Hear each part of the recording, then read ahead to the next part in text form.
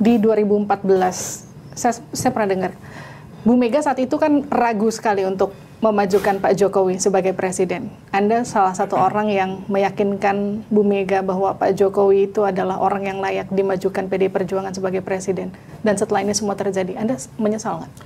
Ibu Mega nggak pernah ragu. Hanya Ibu Mega kan melakukan suatu kontemplasi.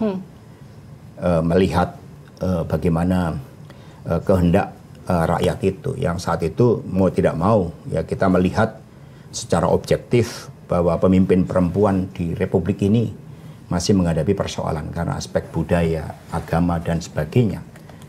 Berbagai constraint itu yang kami lihat. Maka kemudian saya mengajukan proposal saat itu ke Pak Jokowi dan Ibu Mega. Saya tulis, masih ada tulisannya sekarang. Bagaimana Ibu Mega sebagai presiden, Pak Jokowi sebagai wakil presiden. Saya bilang sama Pak Jokowi, ini tertulis. Pak Jokowi 5 tahun pertama itu sebagai semacam acting presiden. Lalu Bu Mega sebagai presiden yang membidangi luar negeri dan pertahanan.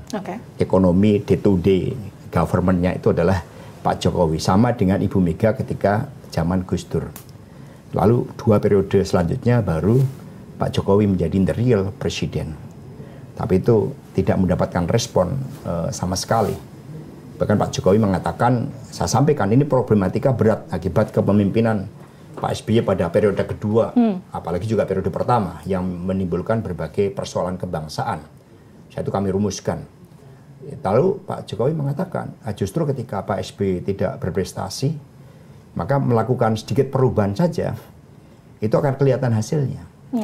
Itu yang dilakukan. Sehingga pada akhirnya upaya saya itu mentok untuk mendorong kombinasi Bu Mega dan Pak Jokowi. Itu Andi Wijayanto menjadi saksi.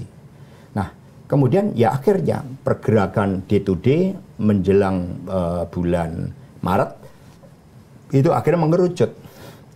Sehingga ketika akhirnya itu mengerucut, ya udah, maka saya katakan Ibu Mega memberikan suatu jalan bagi Pak Jokowi meskipun seluruh partai saat itu elit-elit yang menghendaki perpaduan Bu Mega dan Pak Jokowi. Tetapi meskipun demikian, saya juga bertanggung jawab. Ketika 1 minggu setelah Golkar, PKB, sama PAN memberikan dukungan pada Pak Prabowo di Museum Perumusan Naskah Proklamasi, saya melihat udah bergeser total ini. Lalu sebagai bagian dari tanggung jawab saya bahwa saat itu ikut mengendorse Pak Jokowi, saya izin kepada Ibu, Bu ini udah nggak benar. Karena sudah berbohong, termasuk kepada Mas Tok, Mas Guntur Soekarno Putro. Pada bulan Agustus tahun 2023, Mas Tok nanya kepada Pak Jokowi, Dek, ini bagaimana terkait dengan Ganjar? Udah Mas, saya ke Ganjar. Masuk saya mengatakan, saya nggak pernah dibohongin orang. Tapi kali ini Dek Jokowi juga berbohong kepada saya.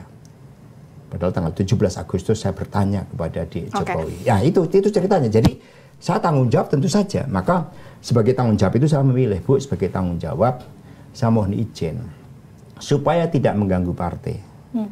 Saya mundur dan kemudian saya akan melakukan upaya meluruskan kebenaran ini. Tapi bagi Ibu kan partai ini kan punya tugas yang penting. Maka kemudian udah kamu tetap sebagai sekjen dan udah kita lihat pokoknya Gusti ora sare. Itu jawaban Ibu dan saya tetap di PD Perjuangan dan kemudian setelah pemilu ini yang kami perkirakan dalam seluruh data kami setidaknya putaran kedua, maka baru kami sampaikan yang seharusnya pada putaran kedua itu.